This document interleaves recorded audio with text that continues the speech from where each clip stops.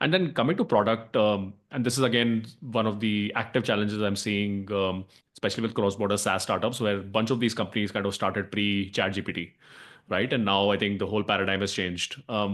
Specifically coming to, I'm sure you have been dealing with this challenge as well at Prodigal.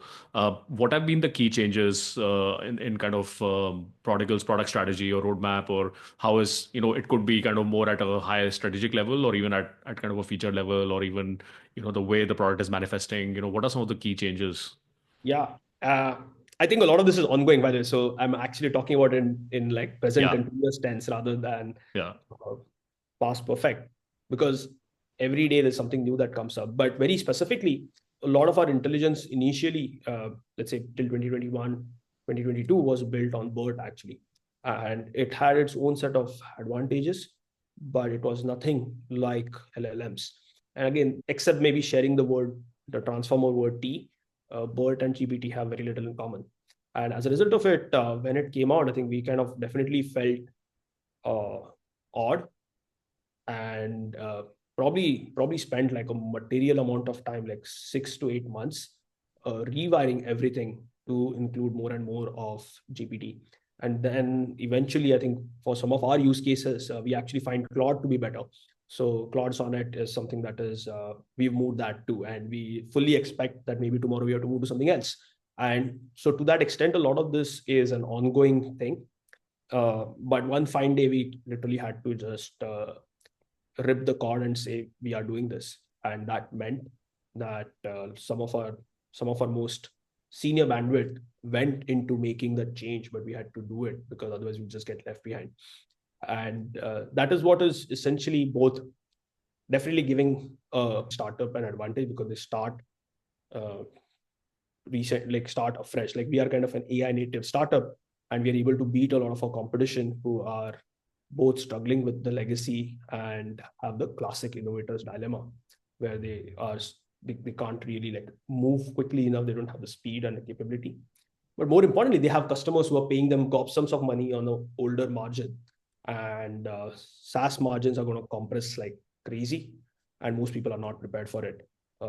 And which is where AI native startups like us actually have a big advantage, because we are able to be a lot more nimble, and at the same time, we are migrating our existing customers over to newer offerings, essentially different kind of pricing structure, and taking wins away from people who are insisting that things happen in a certain way because they happened that way in 2013. Yeah. And anything on the front end side in terms of how your users are interacting with Prodigal? Are there any kind of new interesting experiments that are being run by you? So I think what the jobs to be done in many cases have not changed. Yeah. We are obviously building new products and new features for new jobs that we were not offering, that we were not doing. So any job that we're actually doing for them uh, in let's say 2019, 2021, is still pretty much has the same form factor. It's just a lot more accurate, and it just happens a lot faster. Uh, let's take the example of in-call assistant and note summarization for a lender. The form factor of that actually hasn't changed, and people actually appreciate the continuity. What has changed is like things are a lot more actionable, relevant. The node itself looks different. It is structured a lot better, and that allows them to use it, pick it up, and trigger a lot of downstream workflows. But we are now taking up new jobs that we never took on previously, and we are basically saying, hey, our product will let you do these new set of 6 jobs as well, and those we are launching in a clearly new UI experience. To the extent, again, depends on how they're doing it previously. Migrating someone out of Accel is kind of hard, but to that extent, you can actually give them Excels that kind of keep the rest of the flow the same, is actually fine.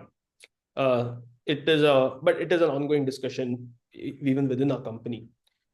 People want the safety of what they were used to and the comfort, but they actually just want things to happen quicker, better. And sounds like this is like a good signal towards, this whole TAM expansion concept Yeah, that's happening, right? That AI is going to just massively expand the TAM of various verticals, and it's basically correct. just unlocking use cases that were probably unviable to build, or maybe even unsolvable. Yeah, 100%. I think it's funny, like for the longest time, again, back to the whole jobs to be done and stuff. For the longest time, we sold to chief operating officers and chief credit officers. We never really had any HR person in the room till recently. And in the last 4 months, we have so many people bringing in their HR person into the room. And the HR person is looking at it and saying very clearly that, hey, this is a replacement for how they have been staffing, managing their org. And that, again, going back to like, is no longer like just a software discussion, like software and IT purchase discussion. It is a complete transformation of the business as a whole. Yeah, a lot of the software. In fact, I was meeting a portfolio founder yesterday for dinner, and we were having this conversation that uh, it's almost like, in a way, what you're talking about as consumerization that's been Yeah. of enterprise has been a secular trend. It almost Yeah. seems like a lot of software will need to behave almost like operating systems. There Correct. is the lines are becoming much more fuzzier between that very deep functional or verticalization that, oh, this is kind of HR and this is for staffing and this is for payroll and this is for CRM and this is for ERP. It seems that everything is kind of blending together now because of the power of LLMs at the back end. Uh, I agree. I think there's definitely even like the whole CRM as a store of value, system of record, that the boundary between that, what is it really doing, and like what is workflows doing, and like stuff like that. And those boundaries are blurring for sure. In our case, I think, I mean, we don't see ourselves maybe directly impacting an HRMS per se, but the HR person is coming in because they're like they have clear impact on like staffing, and they have clear impact on like bonuses and stuff. And we are all for making good people even better. I think that's like our heart of it, what we want to profess at the heart of it.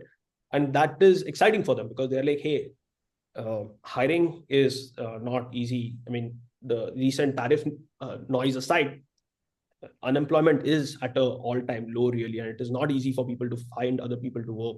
And so to that extent, anything that makes our customers more productive with their teams is such a welcome thing. I think people are just like, I can't hire enough, especially in kind of the price range that our customers look at. And as a result of it, they're like, hey, if this makes my best people better, they're likely to stay on. So my retention problem is solved.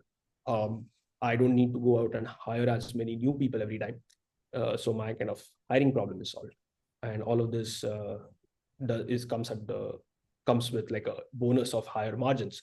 So while we're not really like maybe just about not yet actually seeing ourselves blur into other functional software, we do see a lot of the functional leaders come in and actually have a point of view on bonuses, staffing, and organization and team building.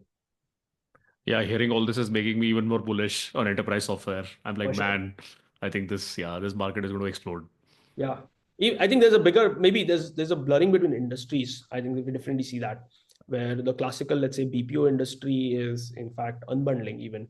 Uh, we work with a customer, First Source, very great customer. They talk about this un-BPO concept, which I actually resonate a lot with. And that is going to basically mean that people are going to think about not just like a seat plus margin model. It is going to kind of drastically change. Like, hey, I'm going to, instead of giving you like 70 agents, I'm going to give you like 50 agents and 10 virtual agents at a lower price for you, but maybe a higher margin for me.